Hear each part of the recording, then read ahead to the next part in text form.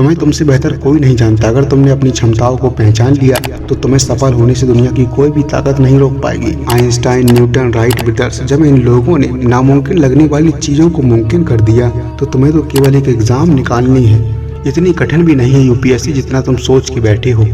तुम्हारी इसी सोच की वजह से आज तुम यूपीएससी को छोड़ने की बात कर रहे हो। लोगों ने तुम्हें कंफ्यूज कर दिया है। कुछ असफल लोगों के नकारात्मक विचारों ने तुम्हारे अंदर भी नेगेटिविटी पैदा कर दी है। इसी नेगेटिविटी के चलते तुम अपनी क्षमताओं को भूल गए हो। तुम इस बात को भी भूल गए हो कि भगवान ने तुम्हें सबसे अलग बनाया है। तुम इस दुनिया में कुछ अलग करने आए हो। तुम्हें फिर से इन बातों को याद करना होगा। जो लोग यूपीएससी पास नहीं कर पाए और हार मान गए, अगर उनकी बातें सुनोगे तो नकारात्मक विचार आना स्वाभाविक है, क्योंकि वो असफल लोग कभी ये नहीं कहेंगे कि यूपीएससी पास करना बहुत कठिन नहीं है।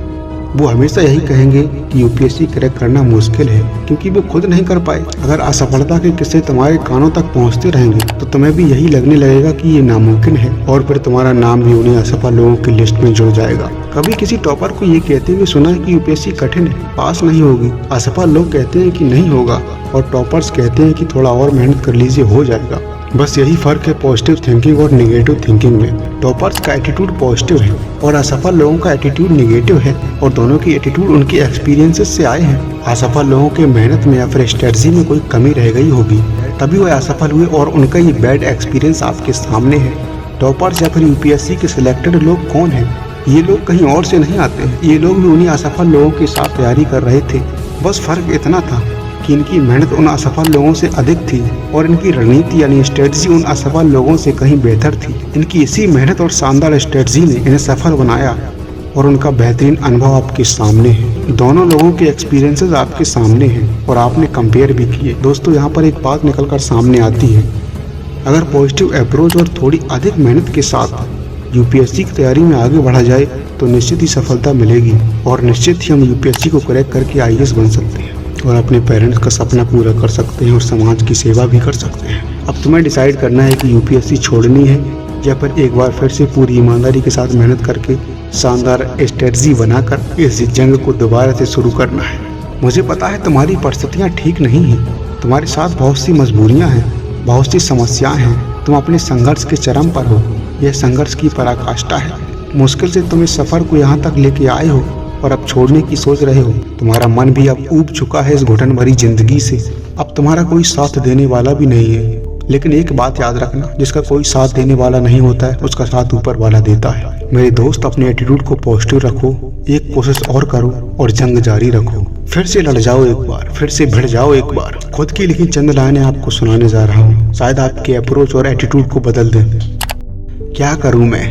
क्या लड़ जाऊं या फिर कुछ और करूं मैं? वक्त नाजुक है, अपनी सांसों को बचा कर रखूं या मर जाऊं मैं? आसमान के तारे भी अब टिमटिमाना छोड़ गए, थे जो साथी करीब अब वह भी मुंह मोड़ गए। अब बचा ना कोई आसियाना इस जहां में मेरा, अब नहीं रहा पूछने वाला क्या हाल है तेरा। चांद भी फीका है अब शाम भी झिलमिलाई हुई, चांद भी फीका है अब शाम भी झिलमिलाई हुई। वक्त की थपेड़ से है जिंदगी को मिलाई हुई। मेरे सपनों की नदी जो समंदर से भी गहरी थी अब सूख कर बंजर रेगिस्तान में बदलने लगी। अब बर्फ भरी हवाएं नहीं, तेज रेगिस्तानी आंधियां चलने लगी। अब खूबसूरत शामें नहीं, अब घनघोर काली रातें हैं। अब किसी और से नहीं बल्कि खुद से खुद की बातें हैं।